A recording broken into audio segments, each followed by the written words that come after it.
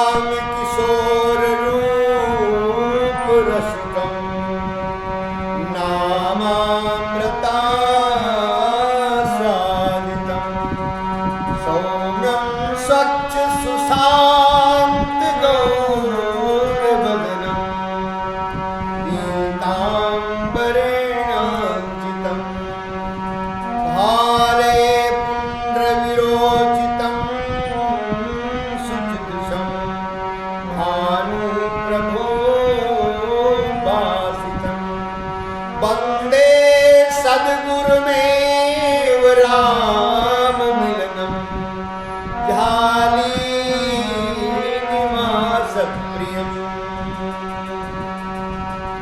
गङ्गातरङ्गरमणीयजटाकलापं गौरी निरन्तर विभूषित वामभागं नारायण प्रियमनङ्गमदापहारं वाराणसीपुरपतिं भज विश्वनाथं भज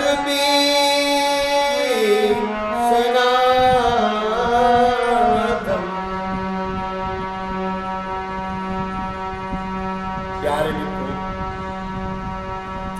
जीवन में सत्संग अपना अनूठा प्रभाव रखता है, अमूल्य प्रभाव रखता है, अक्षुण प्रभाव रखता है। यदि जीवन में एक क्षण भी सत्संग का लाभ मिल जाए तो उसके जीवन की रंगत बदल जाती है, दिशा बदल जाती है और देश बदल जाता है। क्योंकि जिस क्षेत्र में संत का पदार्पण होता है वहां की दिशा और दशा दोनों बदल जाती है। क्योंकि वो अपनी वाणी के द्वारा, अपने सत्संग के द्वारा, अपने ज्ञान के द्वारा, अपने विचार के द्वारा, अपने भाव के द्वारा लोगों को आकर्षित करके और एक ऐसे अच्छे मार्ग पर उनको चलाते हैं जिससे उनका भी जीवन सुंदर और शांत से भरा होता है। इसलिए जीवन में सत्संग यदि नहीं मिला तो कुछ नहीं मिला। अरे पैसा तो मिलेगा ही, पत्नी तो मिलेगी ही, धन तो मिलेगा ही, समाज का संबंध तो मिलेगा ही, लेकिन सत्संग नहीं। सत्संग देवताओं को दुर्लभ है, केवल सत्संग मनुष्यों को सुलभ है। और फिर भी वो हाथ से निकल जाए तो उस जैसा संसार में अभागा कोई नहीं। इसलिए सत्संग, एक क्षण का सत्संग जीवन की दिशा और दशा दोनों बदल देती है। एक बार विश्वकर्मा के द्वारा इंद्र भवन बना रहा था। अलग सुबह भगवान भुवन भास्कर निकल रहे थे, ठीक उसी समय इंद्र पहुंच गया। इंद्र ने विश्वकर्मा को बुलाया और कहा, क्यों जी, कि क्या कर रहे हो? कहा, महाराज आपका ये बहुत सुंदर भवन बना रहा हूं, इसमें कोई किसी प्रकार की त्रुटि नहीं होगी। तो कहा कि मैं जो देख रहा हूं भवन की ये चमत्कारी, ये हमको पसंद नहीं है, इस प्रकार से बनाओ, इस प्रकार से बनाओ, ढांचा बताने लगा। और विश्वकर्मा को इंद्र ने डांटा। तब तक उसी रास्ते से महाराज लोमश, जो महान वीतराग, महान तपस्वी और महान ज्ञानी और महान वैराग्यवान, सिर पर चटाई लिए हुए और हाथ में कमंडल लिए हुए निकल पड़े। इंद्र को जब देखा महाराज लोमश जी, तो चलते चलते इंद्र के पास में आए और इंद्र भी दौड़ता हुआ लोमस जी के पास में आया, दंडोत प्रणाम किया। प्रणाम करने के बाद लोमस जी से पूछता है कि महाराज आपने कहीं कुटिया नहीं बनाई? लोमस जी ने कहा, अरे इंद्र क्या करूं, छोटी सी जिंदगी है और इस संसार में क्या कुटिया बनाना।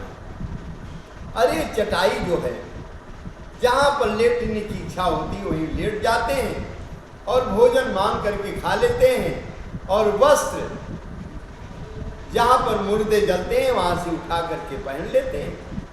क्या जरूरत, आवश्यकता तो हमको कुछ है नहीं। और मकान क्या बनावे, बहुत छोटा जीवन है।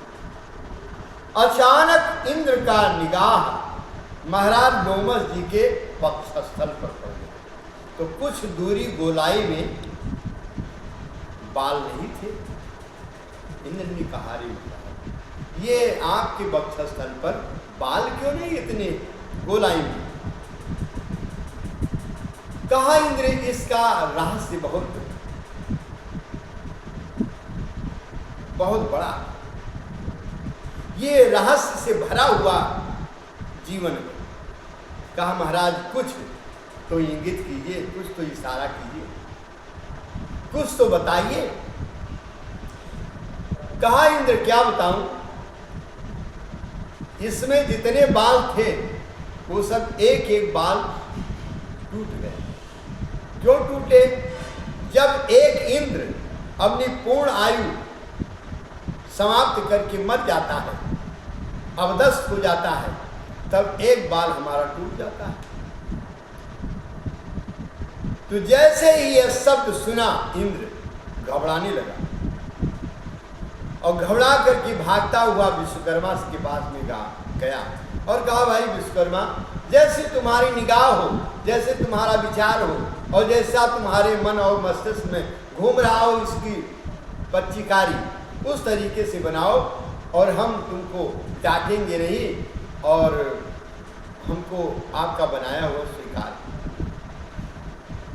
तो कुछ क्षणों के पहले इंद्र कितना आग बबूला था विश्वकर्मा के ऊपर, लेकिन एक क्षण का जैसे सत्संग मिला, संतों का दर्शन हुआ, उनकी निगाह जब इंद्र के ऊपर पड़ी तो सारे भाव बदल गए, दिशा और दशा दोनों बदल गए।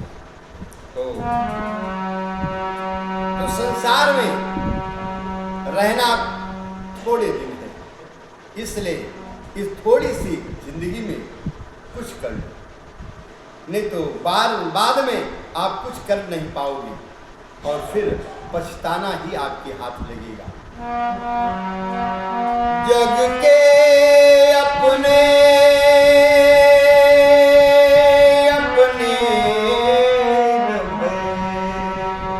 अरे जिसको आप अपना समझ रहे हैं कि ये हमारा है और हमारा सहयोग करेगा और हमारी पूरी व्यवस्था करेगा, बाबा वो कुछ करने वाला नहीं।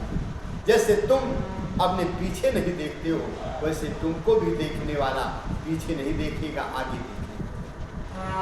जग के अपने अपने न भय, कर देख सने लियो सबसे, राजेश करन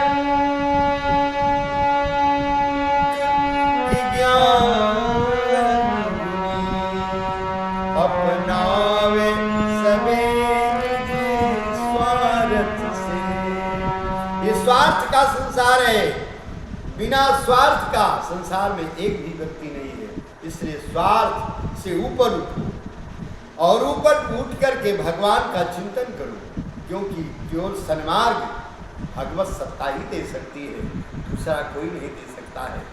और ये तो बस जितने मिलेंगे सब तुमसे चाहने वाले मिलेंगे, लेकिन देने वाला केवल दाता वही है, परमात्मा, दूसरा देने वाला। बोले भक्त वत्सल भगवान